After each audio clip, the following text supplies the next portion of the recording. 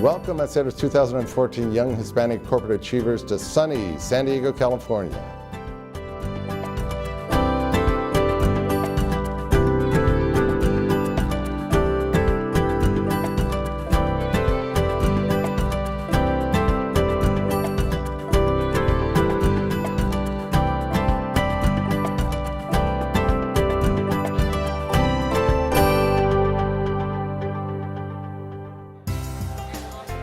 HACR YHCAers represent the very best of young executives and will serve as the top echelon of leaders in corporate America and their communities for the next 30 to 40 years.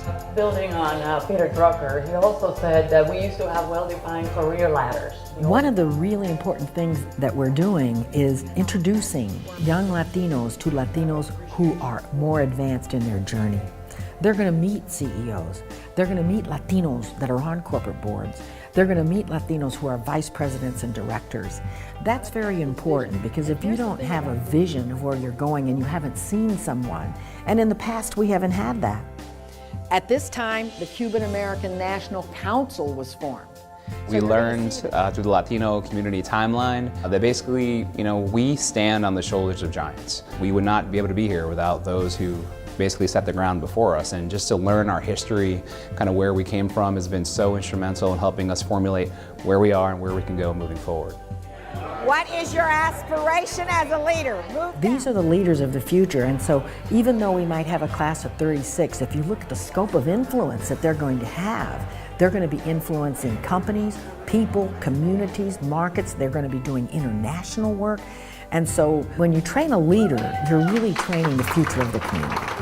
Inclusion of Hispanic in the census, the power in numbers, and really the exercise that Juana Bordas took us through was just, I get chills even thinking about it now, having the ability to just go back and think about what motivated me to get into the career that I'm in, and really the impact of my culture, tradition, my identity in who I've become today. They don't have to know exactly what you do, but they need to know that you're making a contribution in an area that they need. Right. These 36 highly accomplished individuals have gained valuable leadership lessons and insights from each other and Juana over the past 3 days that they will take back to their companies, which will add value to their respective corporations. My goals were, number one, I think, is to meet successful Latinos all across the country and to make connections that can be lifelong connections, I hope, where I can tap into a valuable network of colleagues across Fortune 500 companies. Everything we've done so far, I'm just taking notes like crazy, making sure how can I use this in my everyday life, so definitely helpful. Latinos, we used to be down, I said Latinos. So we have a really special song, and it's called The Young Hispanic Corporate Achievers, and we talk about the fact that leadership, you have to have fun if you're going to do the hard work. YHCA, YHCA. Now you're going to talk to your partner and come up with an answer to this question.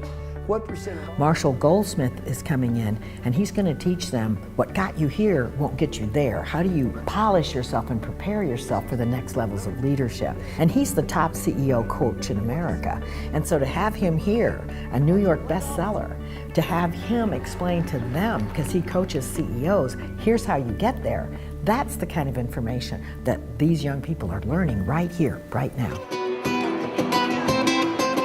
Corporations are looking for assets that are reflective of the communities they serve, and so I think corporations are wise that look at the reality that says the Hispanic population is increasingly important to the success not only from a consumer perspective, but from a person power and a workforce perspective.